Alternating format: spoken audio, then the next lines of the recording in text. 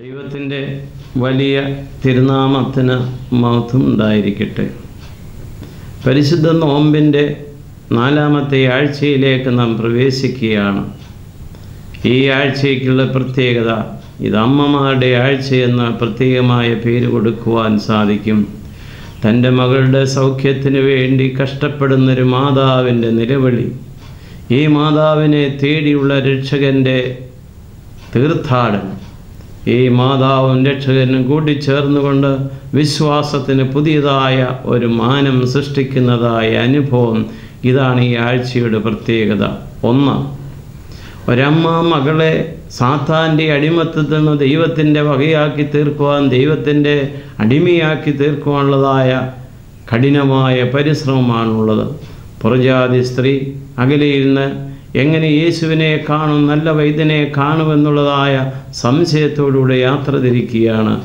അമ്മയുടെ വേദന, മക്കൾക്ക് വേണ്ടി, പ്രത്യേകിച്ച് പെൺമക്കൾക്ക് വേണ്ടിയുള്ള വേദനയാണ് ഇവിടെ കാണുന്നത്. ഇന്ന് നമ്മുടെ മക്കൾ പലപ്പോഴും സാത്താൻ്റെ അടിമകളായിരിക്കാം. പള്ളിയിൽ പോവുകയില്ല, പ്രാർത്ഥിക്കുകയില്ല, വേദപുസ്തകം വായിക്കില്ല, നോമ്പനുഷ്ഠിക്കില്ല, പഠിക്കുകയില്ല, തോന്നിവാസം ജീവിച്ചുകൊണ്ട് ലോകത്തിന് തന്നെ ഒരു പ്രശ്നമായി ജീവിക്കുന്ന മക്കൾ തീർച്ചയായും സാത്താൻ്റെ അടിമകളായിരിക്കും. ഇപ്രകാരം സാത്താൻ്റെ അടിമകളായിരിക്കുന്ന മക്കളെ ദൈവത്തിൻ്റെ അടിമയാക്കുവാനുള്ള ഓരോ അമ്മയുടെയും നിലവിളിയാണ്, കർത്താവേ എൻ്റെ മകളോട് കരുണയുണ്ടാകണമേ. Lord have mercy on my daughter. എൻ്റെ മകളോട് മാത്രമല്ല, എൻ്റെ മകനോടും എൻ്റെ മക്കളോടും എൻ്റെ ഭർത്താവിനോടും എൻ്റെ സഭയോടും എൻ്റെ സമൂഹത്തോടുമുള്ള നിലവിളിക്കുന്ന ഈ അമ്മമാർ, അവരുടെ അനുഗ്രഹത്തിൻ്റെ പൂർത്തീകരണത്തിൻ്റെ ദിവസമാണിന്ന്. യേശു തമ്പുരാൻ ഈ അമ്മയെ കാണുന്നുണ്ട്.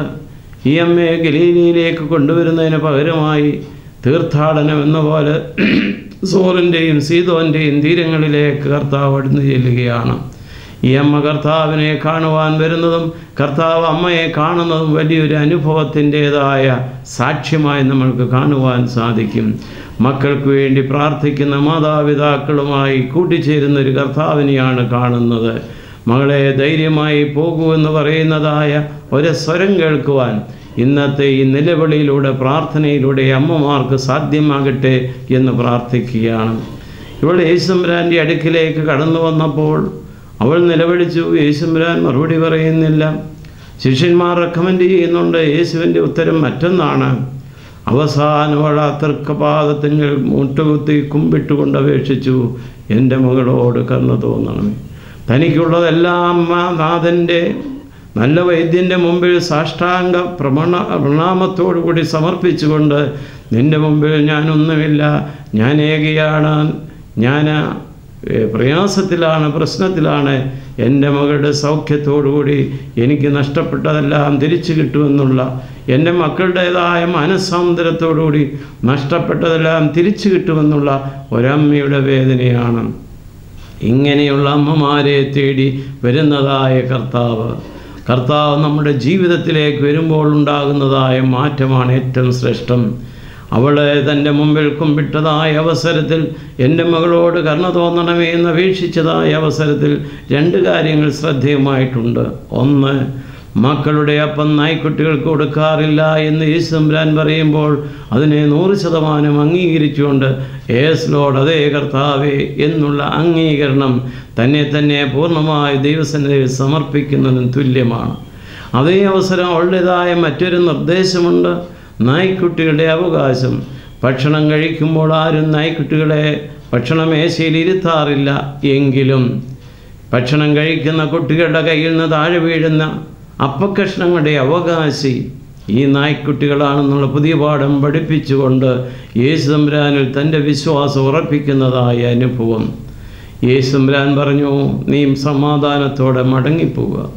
വീണ്ടും ഈ സ്ത്രീ അല്ലെങ്കിൽ ഈ മകളെ കാണുന്നത് യേശു തമ്പുരാൻ്റെ ക്രൂശ് മരണത്തിനോട് അടുത്തുള്ള സമയമാണ്. ഈ മകൾ അമ്മയോട് പറഞ്ഞ്, എനിക്ക് യേശു തമ്പുരാനെ കാണണം. യേശു തമ്പുരാൻ എവിടെയാണെന്നറിയില്ല എങ്കിൽ അവൾ മനോഹരമായൊരു തൂവാലയും തയ്ച്ചുകൊണ്ടാണ് യേശു തമ്പുരാനെ കാണുവാനായി കടന്നു വരുന്നത്. അവൾ വരുമ്പോൾ കാണുന്ന യേശുവിൻ്റെ രൂപം ഒരു ഭാരമേറിയ കുരിശും വഹിച്ചുകൊണ്ട്, ദേഹത്തെല്ലാം ചാട്ടവാർ അടികളുടേതായ അടികളാൽ പൊട്ടിപ്പൊളിക്കപ്പെട്ടതായ ശരീരം, രക്തം ഒലിക്കുന്നതായ ശരീരം, തലയിൽ വെച്ചിരിക്കുന്ന മുൾക്കിരീടം, മുഖത്ത് മുഴുവൻ ചോരയും വിയർപ്പും കലർന്നുള്ളതായ വികൃത രൂപം. എങ്ങനെയാണ് ഈ തൂവാല യേശുമ്പുരാന് കൊടുക്കുന്നത്?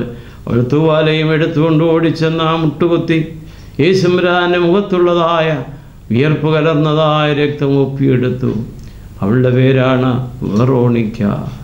മാതാവിൻ്റെ പ്രാർത്ഥനയിലൂടെ സൗഖ്യം പ്രാപിച്ച് യേശുവിൻ്റെ അടിമയായി തീർന്ന മകൾ യേശുവിൻ്റെ മരണസമയത്ത് ഓടിച്ചെന്ന് ആ മുഖം ഒപ്പിയെടുത്ത്, ആ മുഖത്തെ വികൃതമായ അനുഭവം ഒപ്പിയെടുത്ത് അതൊരു നിധി പോലെ കാത്തു സൂക്ഷിച്ചതായി വെറോണിക്ക. അമ്മമാരുടെ കണ്ണുനീരിൽ നിന്നും പ്രകാരം മാനസാന്തരപ്പെടുന്ന മക്കൾ ലോകത്തിന് അനുഗ്രഹമാണ്. ഇതേപോലെയുള്ള മക്കൾ നമ്മുടെ മക്കളായിത്തീരുവാൻ കരഞ്ഞു പ്രാർത്ഥിക്കുക. മക്കൾക്ക് വേണ്ടി ഒരു രൂപാന്തരപ്പെടട്ടെ. മക്കൾ മാത്രമല്ല, ഭർത്താവും കുടുംബവും സമൂഹവും ഈ രൂപാന്തരത്തിൻ്റെ അടിമയായി തീരുവാൻ ആ അമ്മയെ പോലെ നമുക്കും പ്രാർത്ഥിക്കാം. Lord, have mercy on me. Lord, have mercy on my children. Lord, have mercy on my husband. Lord, have mercy on my church. And Lord, have mercy on my society. ദൈവം ഇതിന് നമ്മളെ അനുഗ്രഹിക്കട്ടെ.